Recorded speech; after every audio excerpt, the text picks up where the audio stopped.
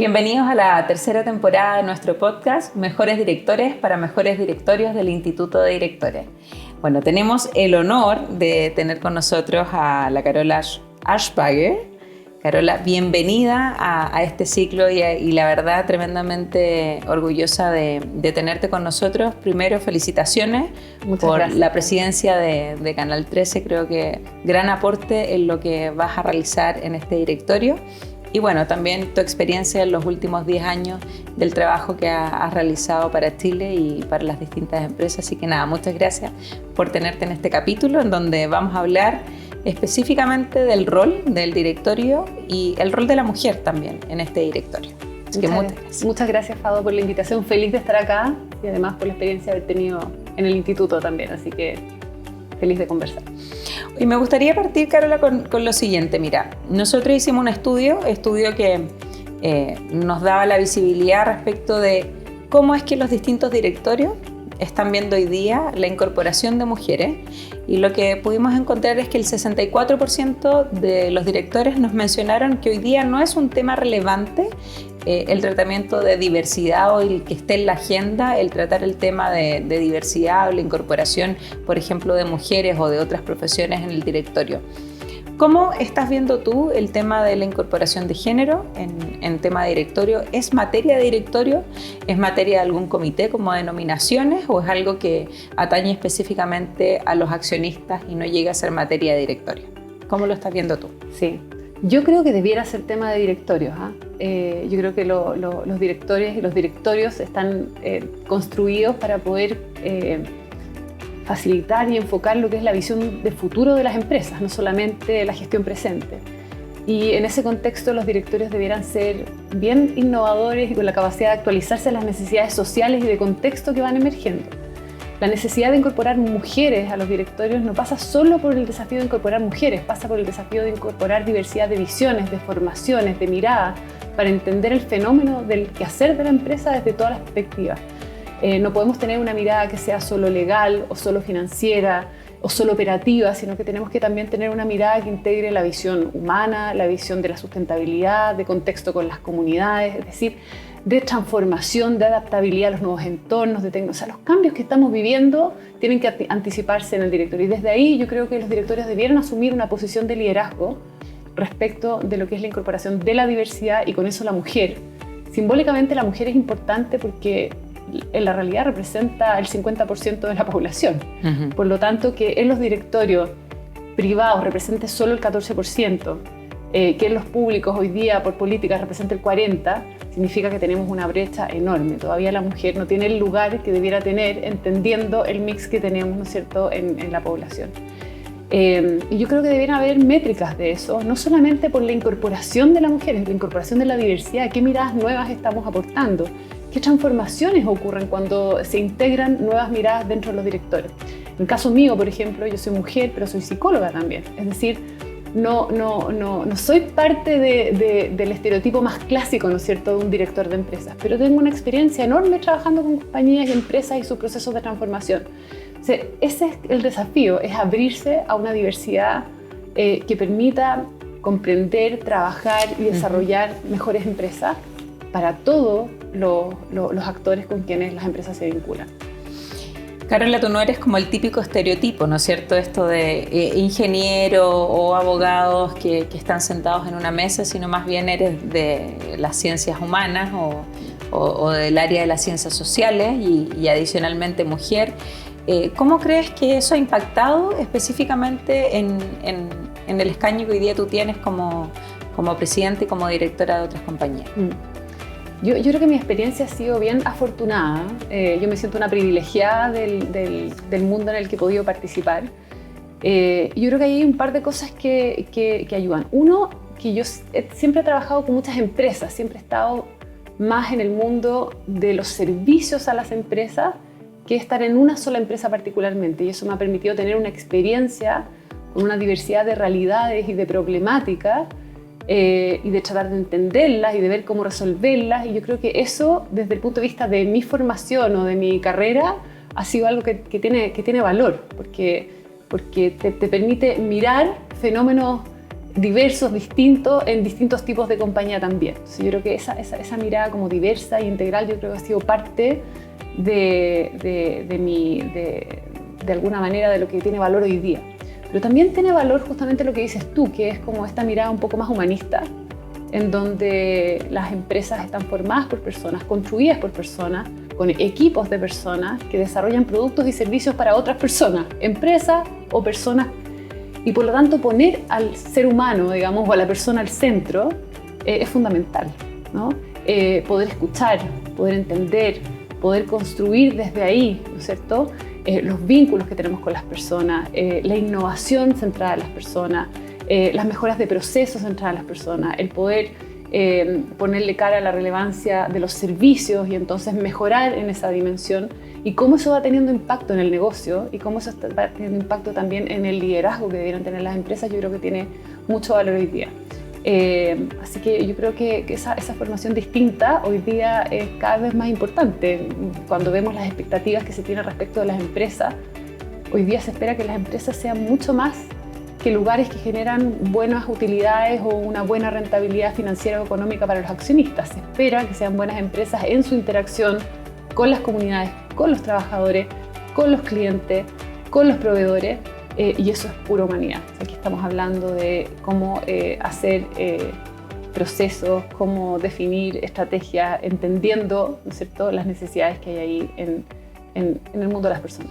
Carola, y si esto es relevante, es importante, está a la vista que genera mejores beneficios, ¿por qué crees tú que no hay mujeres entonces en los directorios de las empresas si se supone que esto sí aporta un valor?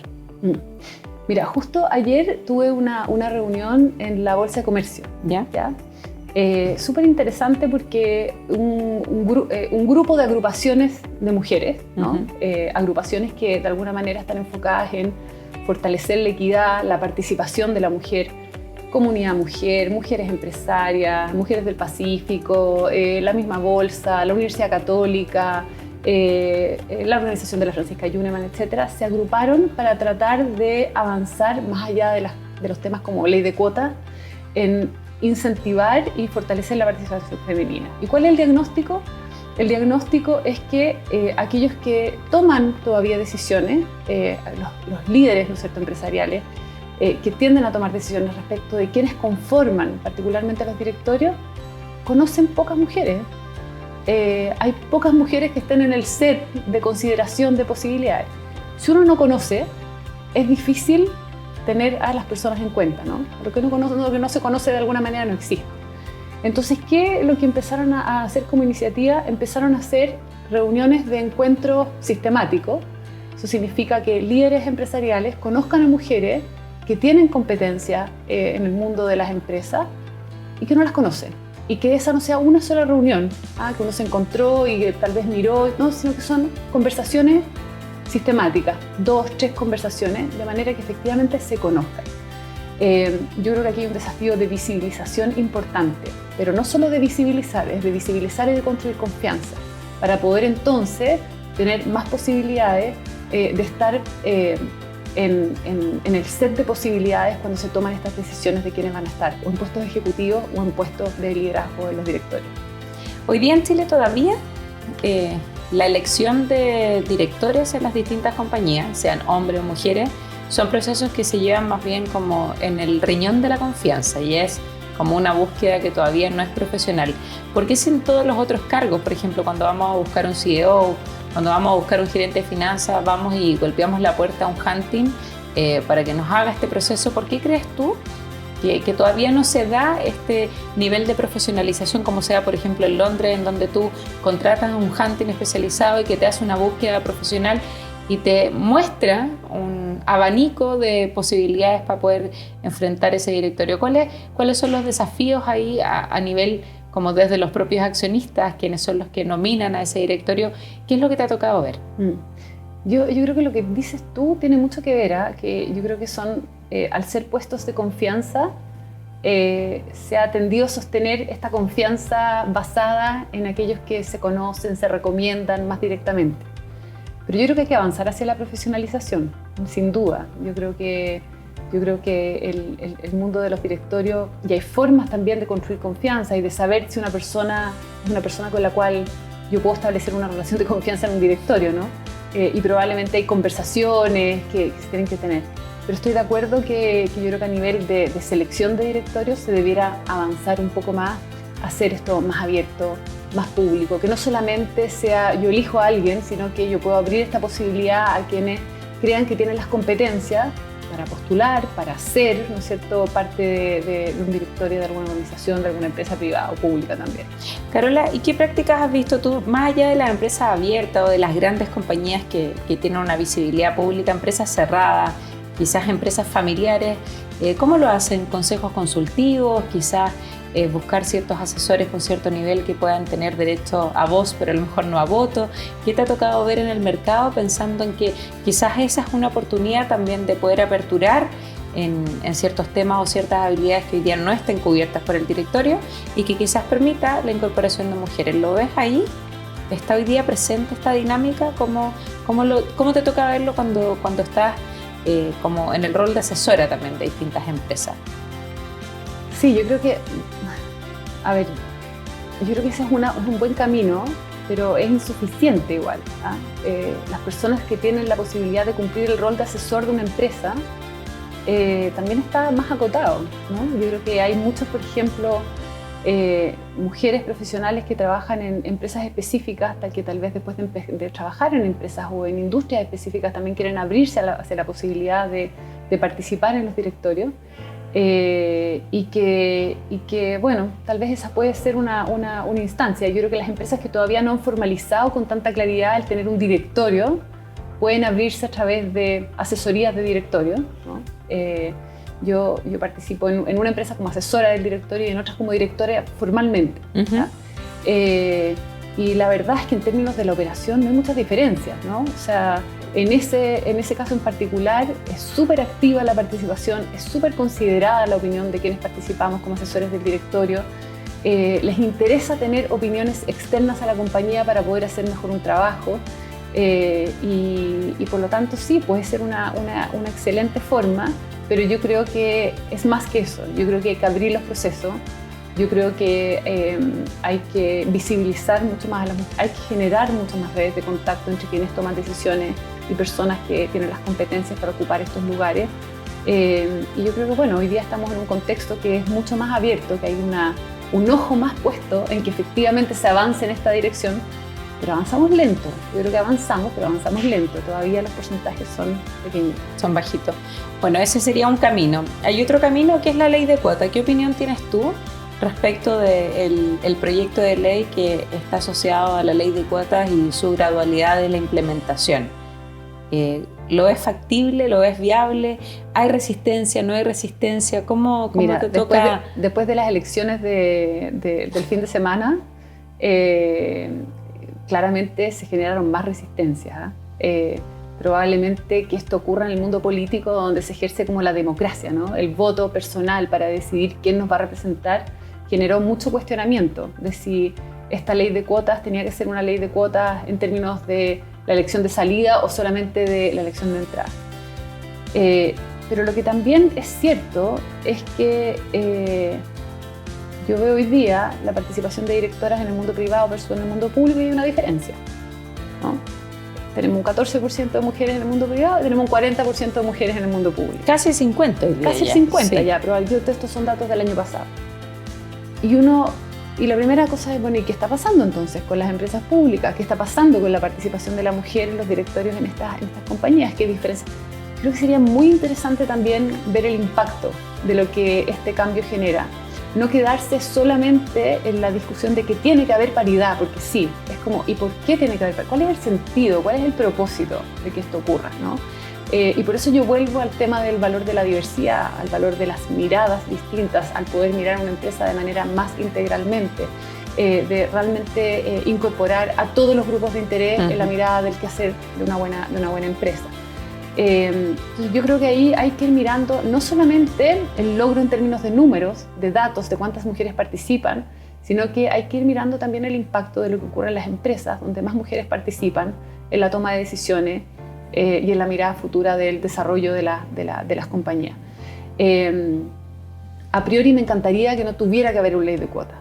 Me encantaría que esto fuera un proceso natural, en donde naturalmente siempre se considera a la entrada de un proceso un 50 y 50, o que tuviéramos currículum ciegos también para poder hacer una primera etapa, ¿no es cierto?, de selección de directores. Pero probablemente si no impulsamos la máquina, digamos, con un poco más de aceleración, nos vamos a demorar mucho tiempo. Los números en términos de participación femenina, por ejemplo, en cargos ejecutivos han decrecido. Entonces, es riesgoso que nos quedemos hablando, creyendo que estamos avanzando y que no estemos avanzando significativamente. No podemos decir que no hemos avanzado, pero todavía hay creo que un 46% de empresas en donde no hay ninguna directora mujer. Así es un número muy alto, ¿no? Entonces yo creo que avanzar con este tipo de estímulos fuerzan un poco el mirar las posibilidades y poner al centro el valor que tiene la diversidad. Yo creo que no solamente debieran ser mujeres cuando pensamos en diversidad, debieran haber representantes de la capital y de regiones, probablemente deben haber representantes de generaciones distintas, de formaciones distintas, debiera estar tan representada la economía, el mundo legal como la mirada humanista y probablemente, no sé, el diseño y la innovación. Eso es lo que debiéramos mirar, cómo tenemos representada la diversidad que se requiere para desarrollar las mejores empresas en un directorio. Carola, y dado que la ley de cuotas es probable que sí sea un proyecto y que salga y que se coloque en la práctica, los directorios en los cuales tú participas, ¿lo tienen como parte de la agenda, como un tema de discusión? ¿Es algo que en tu rol de presidencia, por ejemplo, uno pueda como ir poniendo sobre la agenda para saber realmente cómo es que se va a llevar a cabo este proceso? Sí, yo creo que es un tema que se puede poner en agenda, y se puede poner en agenda más allá del directorio, ¿no? Por lo menos nosotros en algunos directorios hemos mirado las brechas salariales, a ver si existen y ver cómo reducirlas. Hay directorios en los cuales hay paridad, ¿no?, de hombres y mujeres, en otros todavía falta avanzar en esa dirección y no se conversa.